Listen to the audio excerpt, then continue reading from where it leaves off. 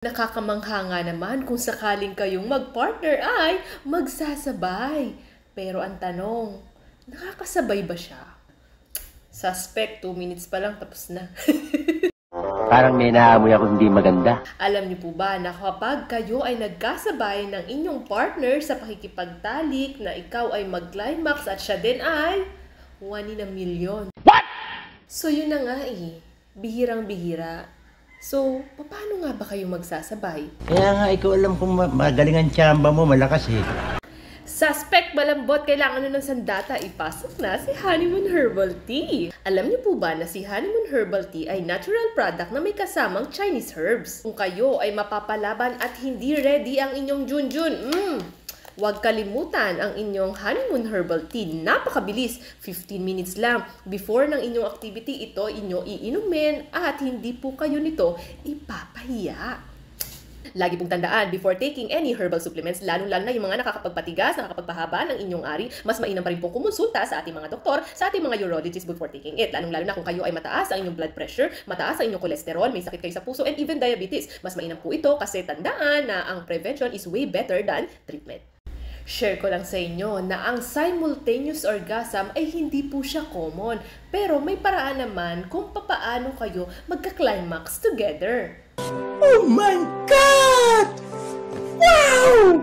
Oy, ayan na.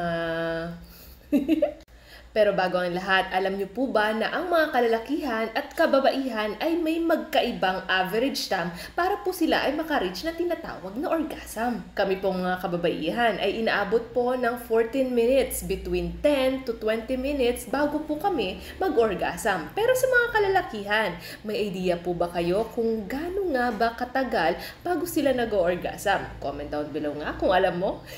Sa atin lang to. Actually, mga madam and sir, ang mga kalalakihan ay between 2 to 10 minutes. So, ibig sabihin, ang average nila ay nasa 5.5 minutes bago po sila abutin ng tinatawag ng orgasm. So, mabilis nga.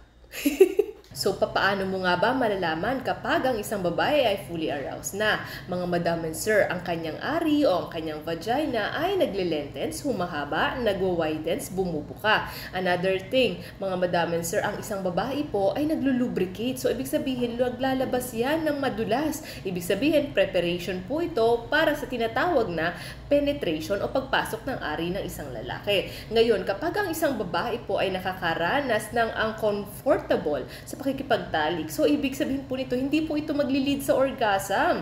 Dapat po ang mararamdaman ng isang babae ay pleasure para siya ay mag-lead sa tinatawag na orgasm. Damn!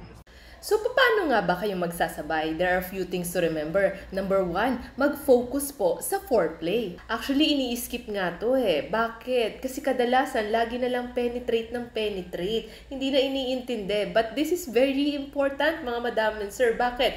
Kasi pacing ng tao, bababae yan o mapakalalakihan ay magkaiba. So, ibig sabihin, napaka-importante ng foreplay sa lahat. Bakit? Kung yung isa ay mabilis at yung isa ay mabagal, dito kayo magtatagpo. Nice.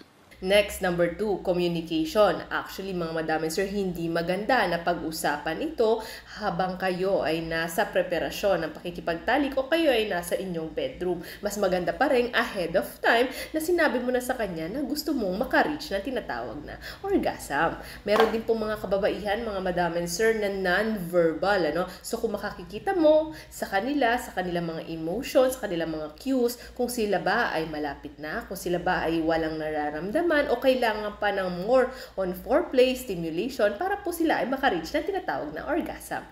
Next, number 3, we have the mutual stimulation. Actually, hindi po lahat tungkol sa penetration o pagpasok ng ari ng isang lalaki sa ari ng isang babae para makareach ka ng tinatawag ng orgasm. Kung sakaling gusto niyo po ng sabay, mas maganda po na kayong pong dalawa ay dapat both you stimulate your partner para po parehas nyo rin po itong maramdaman. And last but not the least, enjoy the journey. Ibig sabihin po, kapag po kasi tayo lagi nating iniisip na gusto mong makaisa, gusto mong sabay kayo parate, mas lalo kayong nagiging stressful. Mas lalo kayong napapalayo sa tinatawag na orgasm. Mas maganda po na hindi nyo po ito na iniisip at nagtuloy lang sa daloy ng buhay. At malay nyo, one time, one day, ma-reach nyo rin po ay tinatawag na orgasm.